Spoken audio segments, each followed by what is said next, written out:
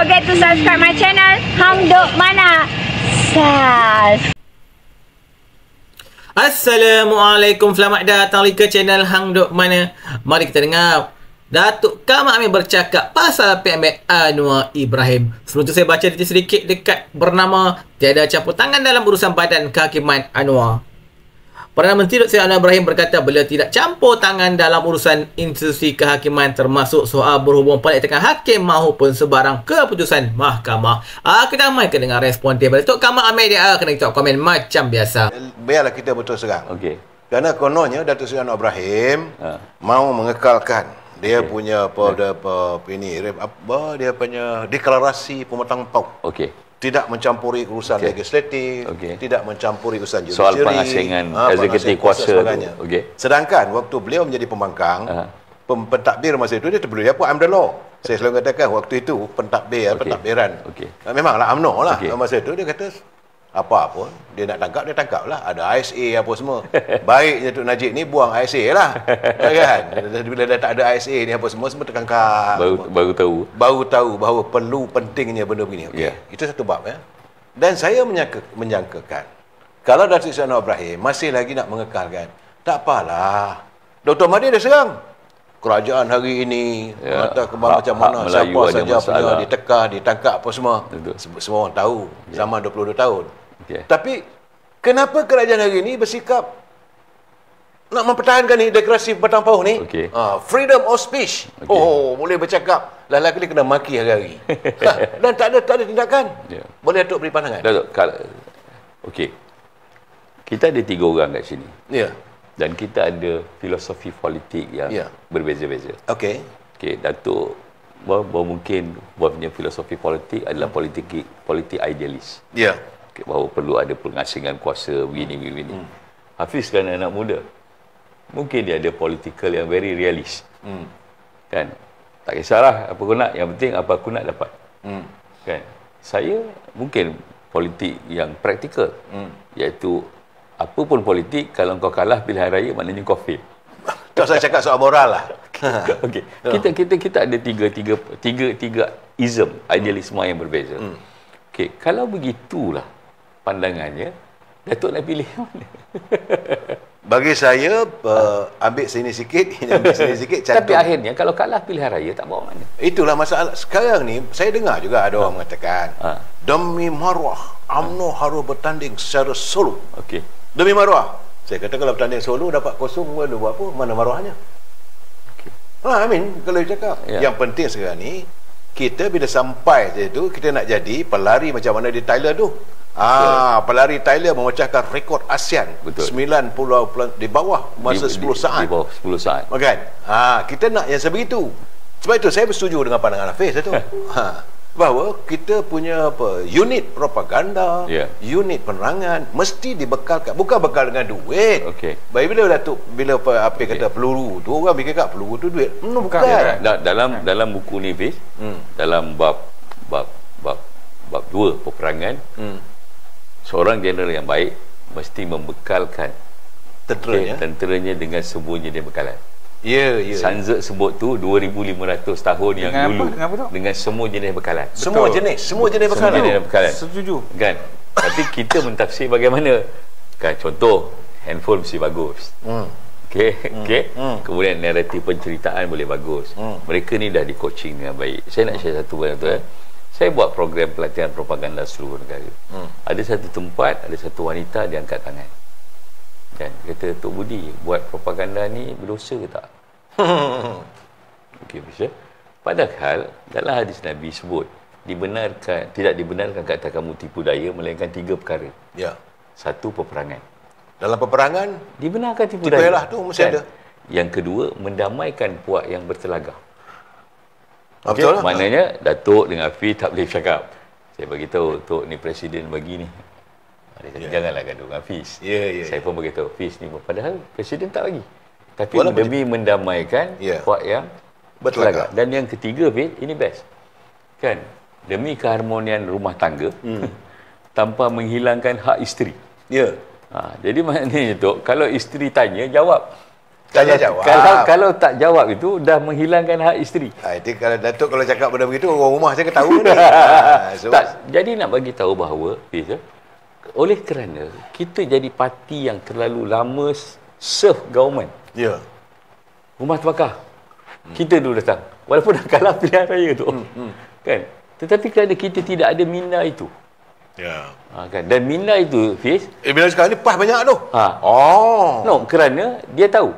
Kerana dia pula ada... Dia bolehkan berdusta, dia boleh... Dia pula ada kaedah kan, boleh lakukan mudarat kecil dengan mudarat besar. Untuk elak mudarat besar. Ini pemikiran yang dia ada. Jadi boleh berbohong lah. Tak. Kalau ikut pada begitu. Kalau bagi PAS lah, wajib lah bohong. Pada saya, kerana pemikiran propaganda yang mereka ada tu. Tapi kalau kita ingat balik waktu PKP kan. Okey. Macam Sinzu ni kata tadi 2005 tahun sudah ada bagi tahu lah. Kan bekalkan dengan semua benda lah untuk askar ni kan, untuk kita menjentel ni. Kalau kita tengok masa Covid tu kan, ada seorang wanita ni viral. Okey. Perempuan India. Perempuan India yang memasak tu. Saya tengok peralatan yang dia guna tu bukanlah secanggih kita pakai iPhone tak dia orang pakai pegang macam tu tapi viral. Hai orang nak tunggu. So jadi macam mana kita nak kata bahawa kita perlu ada handphone yang power baru kita boleh buat propaganda? Saya tak setuju lah. Betul.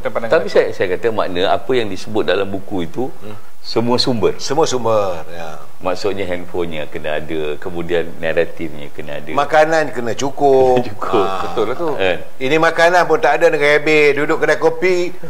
Kita pertahankan UMNO lah kali. Tolong bayar sejarah kopi. Pening. Ada satu lagi tu dalam buku ni yang saya selalu ingat-ingat. Pertama dia kata, kamu kalau nak menyerang, kamu jangan di bawah. Betul lah. Kamu pastikan naik ke atas bukit di saat kamu melihat musuh kamu di bawah dan mulakanlah serangan. Kalau kamu di bawah nak serang, macam mana di atas? Kan? Kita tembak orang lain tembak begitu. Jadi pada saya lah, kenapa salah satu sebab kenapa saya mengambil buku Sanza Dakwah ni, ada banyak filosofi politik, falsafah politik yang praktikal sampai ke hari ini. Jadi tu, adakah Datuk bersetuju bahawa penerangan gagal untuk menyampaikan maklumat ke bawah? Pada saya mereka berusaha. Pada saya mereka berusaha. Mereka berusaha. Tapi mereka tidak cukup bulat.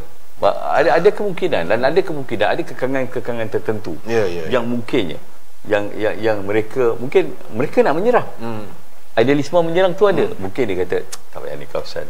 Ini kawasan tak salah. Akhirnya bertanding 45 tinggal 6 kursi. Nasib baiklah, tidaklah telur sebiji riau sekampung. Tapi akhirnya tu kita mesti membuat satu rumusan yang sangat ini bahawa dalam pilihan raya mesti menyerang. Dan bukan calon itu yang menyerang. Kita tengok dalam kes Datuk Safi tak apa, dia rasa dia tokoh warisan, dia rasa dia tak kisah untuk dia kena serang, so dia boleh. Tapi kalau untuk kita yang bukan, mungkin kita boleh pakai idea apa yang JRS buat. Betul. Meletakkan orang yang bukan menjadi calon dan dia menyerang. Jadi di PRN Sabah ni adakah kita menyerang tu? Kesimpulannya? Kalau you tanya saya kalau analisanya tak ada rasanya. Kalau very minimum. Mungkin ada tempat yang mereka menyerang tapi tak sampai maklumat tu kepada kita. Itu dan kita defensif. Kita dah bercakap bahawa Sabah perlukan api, Sabah perlukan air, perlukan jalan. 3 serangkai. Kan? Dan hanya dengan UMNO sajalah kita dapat menyelesaikan masalah. Ini tidak menyerang. Ini hanya defensif. Yang penting. Tetapi kalau elemen menyerang, kan kita boleh sebut kita perlukan air, kita perlukan api, kita kali siapakah punca yang menyebabkan yang akhirnya kita tidak dapat 3 perkara ni. Kalau diserang, kalau menyerang, tapi tak nak serang. Akhirnya it's a skill tu. Ya betul lah. Bagi saya kata sepatutnya sudah sampai masanya Biro Penerangan khususnya melatih di peringkat cawangan-cawangan. Sebab kita ada Allah tu 191 ketua penerangan peringkat bahagian. Ketua penerangan pemuda bahagian. Ketua penerangan puteri bahagian. Ketua penerangan wanita bahagian. Kali 4. 192 kali 4. Kita ada di situ aja tu. 9 kali 4 36. 796. Mereka ini perlu dibekalkan dengan isu-isu yang untuk menyerang saja, bukan saja defensif. Tu belum kira ketua penerangan cawangan gitu. Belum. Cawangan ada 22,000. Tu ketua penerangan cawangan je ada 22,000 dah. Kita ada 23,000 cawangan. 23,000. Okey, 23 cawangan kali dengan 3. Kali 3. Kali 3 63,000 lah. Tu bau cawangan tu. Ya. Kadang-kadang dekat grup WhatsApp malu-malu dan tak ada orang kita pada kita, bukan suruh jawab. Ya, ya. Suruh secara sini, iya ke? Itu soal lagi. Kan? Dapat maklumat daripada mana? Nanti dia akan sebutlah ini pakcik saudara kepada pak saudara kepada pakcik saya kata. Betul. Jadi dalam grup WhatsApp tu kadang-kadang orang kita, orang UMNO pun share propaganda pembangkang ni. That's why saya sebutkan. Pening juga. That's why saya sebutkan kadang-kadang ini memerlukan kefahaman. Ya. Itu je. Kan? Itu. Lepas tu padahal Presiden Parti PAS juga pernah bersama dia. Sedangkan Parti PAS bukan saja wajib. Jangan itu. Wajib sokong DAP. Akhirnya menang satu. Itu saya kata telur sebiji. Riuhnya sekampung tu. Tapi kena ingat juga. Sekejap kata nak sokong kerajaan. Sekejap kata dia tak nak sokong. Itu kenyataan pula satu hal lagi tu. Edwin ada kenyataan ke dia? Sekejap dia ini satu memeningkan kepada kita. Yes, mula-mula mengatakan bahawa Parti PAS tidak akan bersama dengan kerajaan. Setujulah Perikatan Nasional. Tapi dalam waktu yang sama sokong pula kerajaan. Ini apa benda ni saya kata. Tu kadang-kadang inilah dinamika politik ini. Kan tengok macam kereta abai yang kita ada kan. Kan kita kenyataan Ali Akbar setelah bersama dengan yang membuat Tuan Ibrahim. Timbalan Presiden dia. Tetapi sebelum itu ada juga kenyataan daripada PN, daripada Tan Sri Muhyiddin. Takkan bersama dengan kerajaan dan sebagainya. Tapi kalau kita bagi tanya tu kan, kau ni tak ada grup WhatsApp. Sebab itu saya kata telurnya sebiji, riuhnya sekampung. Riuhnya sekampung. Sama juga. PKR pun sama juga.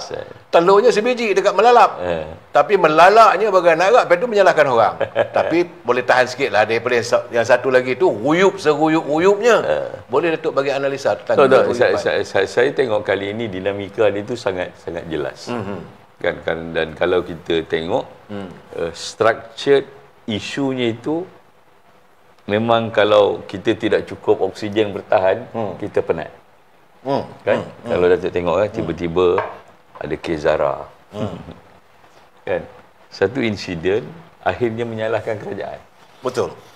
Kan? Dan naratifnya salah kerajaan. Dan rakyat buy in. Okey?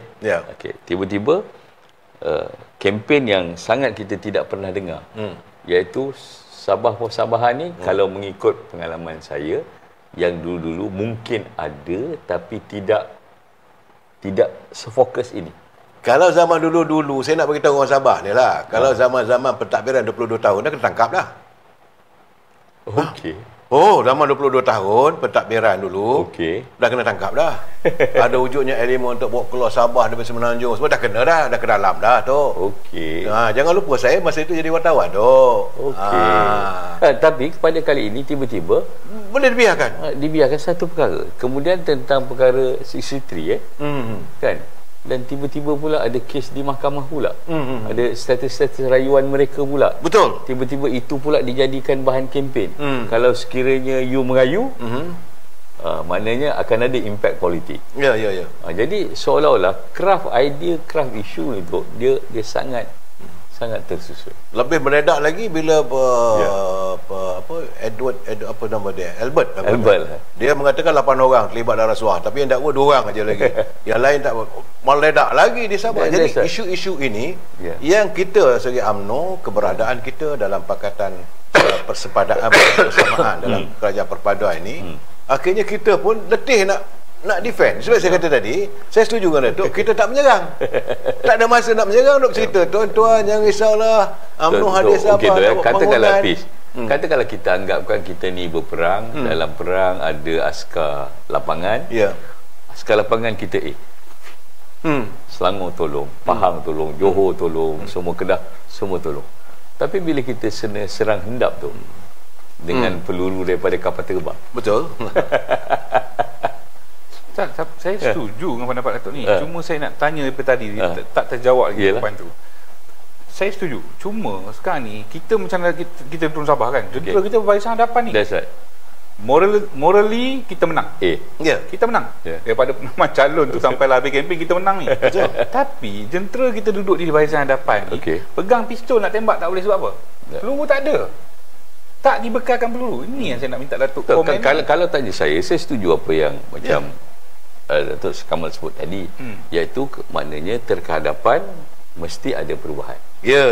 Satu, bos cakap tadi, kita ambil point tu. Yang kedua, bulat-bulat serangan mesti diberi dan mesti dibenarkan. Ya, betul. Saya takut ada pandangan begini. Kita ingat mereka tak buat sebab mereka tak tahu. Takut bukan begitu. Betul. Mereka tak buat kerana geopolitik kita itu tidak membenarkan kita untuk menyerang.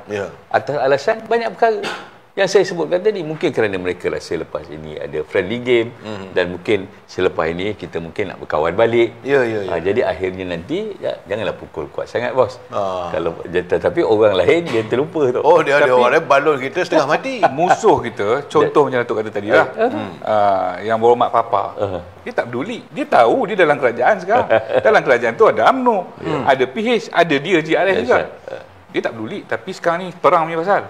Hentam dulu. Betul. Kemudian cerita. Tapi kalau kita nak ambil satu angle tu juga, kan, maknanya figura menyerang ini sudah mesti dilatih atau dikenal pasti bermula daripada sekarang. Betul. Nah, saya tertarik hati macam Datuk kata. Ini pesan propaganda Datuk Budiman. Ini Datuk punya pesan ni. Saya tertarik ni. Datuk kata, jangan beri peluang musuh bertapak. Setuju. Itu yang paling penting. Jangan bagi peluang musuh bertapak. Saya ingat perangan pegawai penerangan, ketua-ketua penerangan di peringkat ketua cawangan, bahagian pemuda putih. Jangan bagi peluang, jangan izinkan musuh bertapak. Sebab katanya pasukan propaganda mesti seimbang dari segi kekuatan untuk menyerang dan bertahan. Betul. Kita ni asal sini bertahan ni berapa lama? Mana tahan dong. Tapi bos, ambil pengalaman saya di parlimen. Ketika isu 1MDB diserang. 9 bulan. Dan kita bertahan aja. Bukan tak bertahan, kita tak tahu. Kalau Datuk tanya saya, pengalaman saya pada kita tak tahu nak tahan apa. Sampailah pada satu ketika, pada ketika itu ada satu makalah. Kan, risalah berkaitan dengan 1MDB itu dikeluarkan. Maksudnya ada kadang-kadang setengah keadaan, bukan saja kita menyerang pun tidak, bertahan pun kita tidak ada bulat. Betul. Okey. Now, bila Datuk kata macam tu. Tak, yang kedua ada macam lagi. Yang kedua. Serangan mesti berterusan. Dan berulang-ulang. Dan jangan biarkan musuh pulihkan kekuatan. So ketika kalau kita dah serang satu benda, macam contohlah saya katakan. Kita dah serang di Perlis. Kena berterusan. Kita dah serang di Terengganu sekarang ni banyak isu, contohlah. Betul. Kes Felda. Ada kes Feldanya, kes sekarang ni apa ni asrama, apa nama asrama? Yayasan Terengganu. Kan? Dan isu tanah apa semua. Jadi kita punya Datuk Rodi dan geng-geng apa semua di Terengganu tu serang berterusan lah, jangan berhenti. Ini tidak. Jadi orang kata macam angin tak cukup. Dia kadang-kadang macam itu contoh kadang-kadang orang lama dalam parti kita ni macam orang macam Tun Mahathir. Kan, kita cuba ingat naratif besar 2018. Dia sebut, saya tak mahu sebutlah 3 perkara tu. Tetapi itu yang dia sebutkan, yang dibuat berulang kali. Apa yang dia kata? Saya tak lama dah. Kan saya ni dah tua dah. Gaining a sympathy. Dia adun dengan simpati pula lagi tu. Saya tak maulah, saya tak ni lah. Saya bukan nak bertanding, saya nak baiki ke ambil kan? Dan dibuat berulang-ulang kali.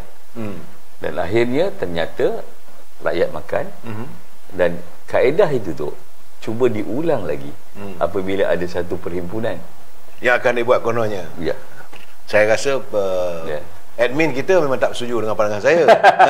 Kan? Dia tak setuju sebab bagi saya dia nak buat macam mana pun, nothing, his time is over. Zaman sudah berakhir. Zaman sudah berakhir. Dan macam saya kata semalam, contohnya lah, saya makan tengah hari dengan satu kawan saya, Kedua Tionghoa. Dia kali dia tunjuk jari tengah ajalah bila bercakap pasal DAP. Kerana penyokong DAP yang ada, mereka dah tak ada, dah berkurangan. Saya ingat less than 20% penyokong asal yang ada anak muda. Begitu juga sekarang ni saya melihat bahawa apa yang berlaku di Terengganu, macam saya setuju dengan Datuk kata serangan mesti berterusan dan mesti berulang-ulang, dan kemudian kita kena carilah titik kelemahan musuh. Cari macam contohnya lah, Menteri Besar Terengganu kebanyak masanya di Kuala Lumpur, seranglah. Tapi saya tak tahulah, Biro Penerangan, Biro Propaganda, kalau betul-betul nak main politik lah. Ataupun tu ada satu Menteri Besar tu kan, dia malam-malam dia karaoke. Kenapa nak diserang? Cuba kalau orang UMNO. Kalau awam UMNO meletup lah. Adakah Datuk setuju dengan pandangan saya bahawa penerangan UMNO dan juga BNCOM. Kita terpaksa cakap benda ni tu. Betul. Adakah Datuk setuju bahawa mereka gagal untuk menyampaikan naratif, strategi kepada orang bawah? Sebab apa tu? Baru semalam ni. Semalam UMNO Bagan Sungai Buloh buat sesi penerangan lah dengan ketua penerangan Selangor lah contohnya. Ketua penerangan Selangor. Turun. Ya. Dah 3 tahun ni kerajaan ni masih ada lagi soalan kenapa BN kerjasama dengan PH. Kita tak boleh marah ahli tu. Betul. Sebab penerangan tu tak sampai. Itu pandangan saya. Saya nak tanya pandangan saya setuju. Padang ini terlalu besar. Ada setengah orang dia ambil serius. Ada setengah orang dia ambil di atas lalu saja. Dan kadang-kadang Abi kena faham juga bahawa orang yang bertanya itu dia ada macam-macam motivasi. Pertama memang dia tak tahu betul lah. Yang kedua, dia nak tengok stand orang yang bercakap. Tapi, kalau nak saya sebutkan, benda ini sangat dinamik. Kenapa kerajaan yang ada pada hari ini? Majoritinya kerana ketika dia jadi pembangkang, dia boleh menyerang. Betul. Tetapi ketika dia jadi kerajaan... Saya bersetuju dengan pandangan Datuk. Saya merasakan, kita saya baca detail lagi dekat bernama ni. Beliau berkata semua politik kadar penjamungan jawatan atau lanjutan perkhidmatan termasuk hakim perlu mengikut prosedur seperti diperuntukkan dalam Perlembagaan Persekutuan. Kalau sudah faham perlembagaan, sudah tahu proses dia, ada Suruhanjaya, ada Perdana Menterinya, ada yang di Pertuan Agong. Kalau tengok pelantikan-pelantikan baharu yang di Pertuan Agong kemudian dibentangkan untuk perbincangan dengan Majlis Raya Raja. Jadi semua hal ini harus diikuti, katanya pada percubaan bulanan bersama warga Jabatan Perdana Menteri. Kita terus support channel Hang Duk Maya. Jom.